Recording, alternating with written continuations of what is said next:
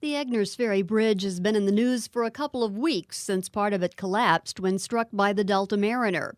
But how did the bridge get its name, and why is it named after a ferry?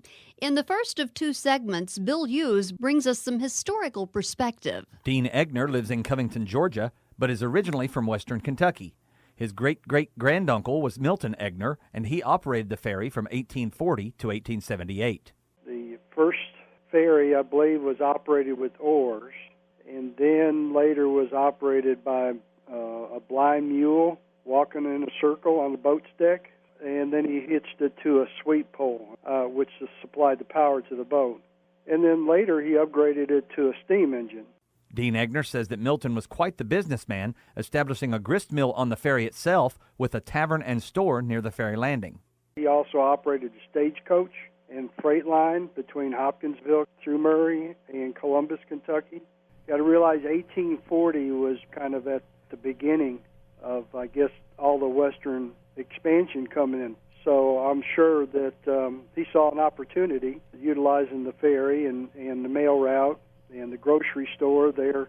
So he just took an opportune time when the growth was coming in and established all these businesses.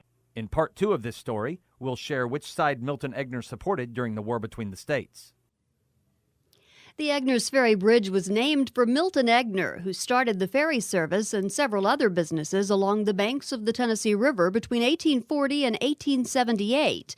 In part two of his historical perspective, Bill Hughes tells us which side Eggner supported in the war between the states. Dean Eggner of Covington, Georgia, is the great-great-grandnephew of Milton Eggner, and he says Milton was a slave owner, and so he sympathized with the Confederates. It's been related that during the time when there were Civil War battles in the upper Tennessee River area, many of the dead soldiers would float down the river, and they would pass the Eggners Ferry, and it's related that some of the bodies would float up against the ferry boat.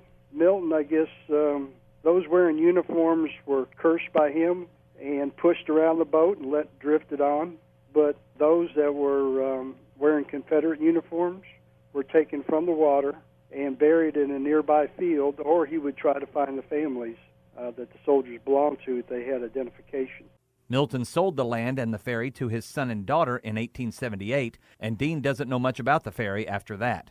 Construction of a bridge started in 1928, which made the ferry obsolete, but the bridge has carried the family name to this day.